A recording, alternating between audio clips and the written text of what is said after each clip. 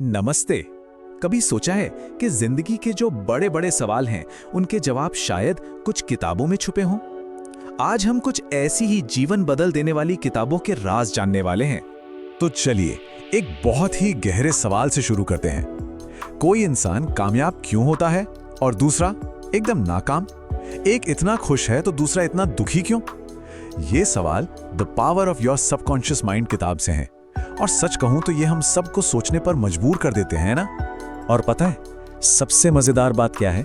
इन बड़ी बड़ी पहेलियों का जो हल है ना, वो शायद उन्हीं किताबों में छुपा है जिनके बारे में हम सालों से अपने दोस्तों से, मेंटर्स से सुनते आ रहे हैं। तो चलिए सबसे पहले और सबसे जरूरी कॉन्सेप्ट को पकड़ते हैं, हमारे अपने मन की शक्ति।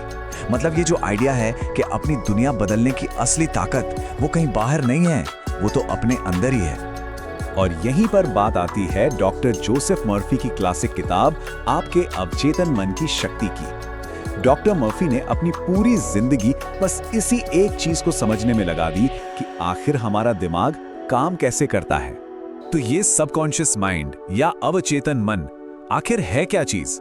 अच्छा, यूं समझिए कि ये हमारे दिमाग का वो ऑटो पायलट है जो हमारी आदतें, हमारे विश्वास, हमारे सारे ऑटोमेटिक काम सब चलाता है। और सबसे जरूरी बात, ये सही और गलत में फर्क नहीं करता। इसे जो भी आइडिया दिया जाता है ये उसे सच मानकर हकीकत बनाने में लग जाता है। अब जरा इस तुलना को देखिए, ये बहुत दिलचस्प है। हमारा कॉन्शियस माइंड यानी चेतन मन वो है जहाज का कैप्टन। वो सोचता है, तर्क करता है, फैसले लेता है। और सबकॉन्शियस माइंड वो है इंजन रूम। उसका काम सोचना नहीं, बस कैप्टन के ऑर्डर को फॉलो करना है और जहाज को आगे बढ़ाना है। सीधी सी बात है, एक सोचता है, दूसरा बस कर देता है। जरा देखिए इस किताब के अंदर क्या क्या है। पैसों के लिए इसकी शक्ति का इस्तेमाल कैसे करें, जो चाहिए वो नतीजे कैसे पाएं, कामयाबी में इसे अपना पार्टनर कैसे बनाएं, डर पर काबू कैसे पाएं, और तो और हमेशा दिल से जवान कैसे रहें। मतलब ये दिखाता है कि ये पावर कितनी कितनी बड़ी हो सकती है। ठीक है, तो अब दूसरे बड़े आइडिया पर आते हैं और देखते हैं कि ये पहले वाले से कैसे जुड़ता है। और वो आइडिया है अपनी किस्मत, अपनी नियति को खोजना। ये सुनते ही पाओलो कोएल्हो की द अल्केमिस्ट और उसकी वो फेमस लाइन याद आती है ना, कि जब कोई चीज शिद्दत से चाहते हैं तो पूरी कायनात उसे मिलाने की साजिश में लग जाती है। ये किताब सैंटियागो नाम के एक भेड़ चराने वाले लड़के की कहानी है जो एक खजाने को खोजने के अपने सपने के पीछे निकल पड़ता है। और ये कहानी हमें सिखाती है कि असल खजाना वो सोना चांदी नहीं, बल्कि उस सपने को पूरा करने का जो सफर है ना, वही असली खजाना है।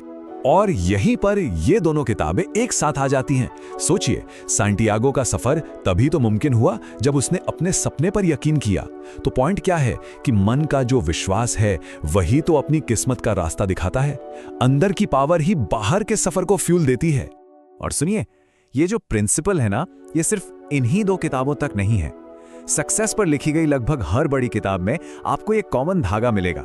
चलिए देखते हैं ये कैसे आगे बढ़ता है। जो सोच है वही हकीकत बनती है।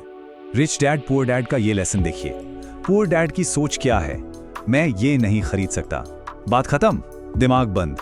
वहीं रिच डैड की सोच एक सवाल से शुरू होती है, मैं इसे कैसे खरीद सकता हूं? बस ये छोटा सा बदलाव सबकॉन्शियस माइंड को काम पर लगा देता है और यही सोच फाइनेंशियल रियलिटी को पूरी तरह पलट कर रख देती है। और बिल्कुल यही आइडिया नेपोलियन हिल की क्लासिक किताब थिंक एंड ग्रो रिच की जड़ है। हिल का कहना था कि हर बड़ी कामयाबी, हर बड़ी दौलत, उसकी शुरुआत एक साफ पक्के इरादे वाले विचार से होती है। और जब उस विचार को पूरे विश्वास के साथ सबकॉन्शियस माइंड में डाल दिया जाता है तो वो हकीकत बनने लगता है। तो फिर इन सारी किताबों का निचोड़ क्या निकला? बस इतना सा है कि हमारे अंदर की दुनिया, हमारे विचारों और विश्वासों की दुनिया, वही हमारी बाहर की दुनिया का ब्लूप्रिंट है। सफलता का, दौलत का, किस्मत का, जो कुछ अंदर है वही बाहर दिखेगा। और ये सब हमें एक आखिरी बहुत पावरफुल सवाल पर लाकर छोड़ देता है। एक ऐसा सवाल जो इन सारे आइडियाज को एक साथ ले आता है। और ये सवाल किसी और के लिए नहीं, हम सब के लिए है कि हमारे अंदर वो कौन सा खजाना छिपा है जो बस खोजे जाने का इंतजार कर रहा है। सब्सक्राइब करो और लाइक भी, ताकि मैं मिलता रहूं आपसे और ज्यादा नॉलेज आपसे शेयर कर सकूं।